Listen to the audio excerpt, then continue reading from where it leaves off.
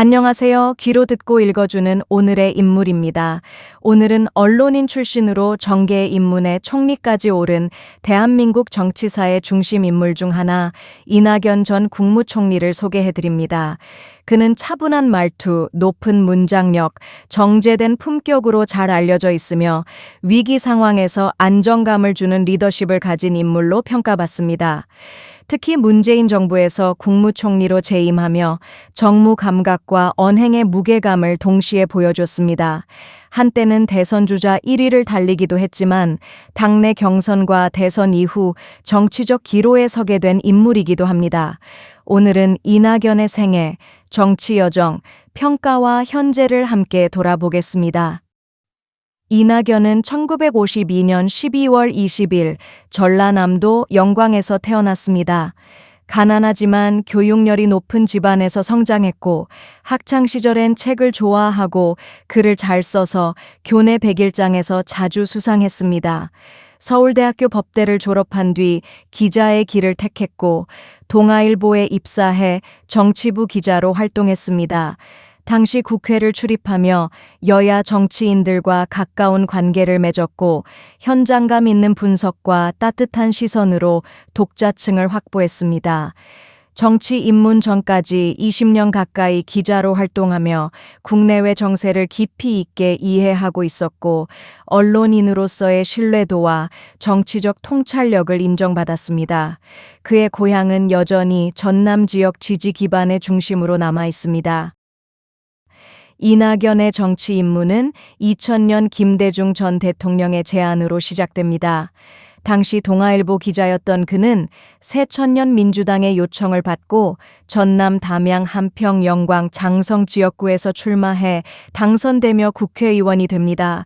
이후 그는 4선 국회의원, 당 대변인, 정책위의장, 원내대표 등을 역임하며 차분하지만 강단 있는 스타일로 당내 신뢰를 쌓습니다. 특히 대화와 조율 능력이 뛰어나다는 평가가 많았고 언제나 조용하지만 뚝심 있는 이미지로 당의 중진으로 성장했습니다. 2017년에는 문재인 대통령의 국무총리로 지명되어 정권 초기를 안정적으로 이끄는 데 큰 역할을 했습니다. 야당과의 협상, 국회 연설, 위기 대응 등에서 언행이 신중하고 단단하다는 호평을 받으며 대중적 인지도도 크게 올라갔습니다. 이 시기를 기점으로 그는 여권 내 유력 대선 주자로 부상하게 됩니다. 이낙연은 문재인 정부의 초대 국무총리로서 정권 초 혼란을 정돈하는 데 중심 역할을 맡았습니다. 세월호 후속 대응, 메르스 이후 공공보건 시스템 정비 등에서 안정적 관리를 보여줬고 청와대와 국무조정을 능숙하게 수행했다는 평가도 받았습니다. 특히 국회 대정부 질문에서 보여준 침착한 대응과 말솜씨는 시민들에게 신뢰감을 주는 장면으로 기억되고 있습니다. 한동안 여론조사 대선 주자 1위를 기록하기도 했습니다. 하지만 이후 당대표 시절 부동산 정책 혼선, 검찰 개혁 논란에 주도적으로 대응하지 못했다는 비판도 존재합니다.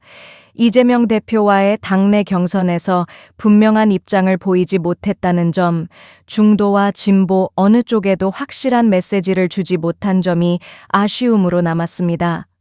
일각에서는 품격은 있었지만 결단력은 부족했다는 평가도 나오며 정치적으로는 다소 애매한 위치에 놓인 상황입니다. 2022년 대선 경선 패배 이후 이낙연은 미국으로 출국해 약 1년간 학술 활동과 정치적 성찰의 시간을 가졌습니다. 귀국 후에는 정치활동 재개 의사를 내비치며 민주주의와 민생을 기치로 정치적 메시지를 이어가고 있습니다.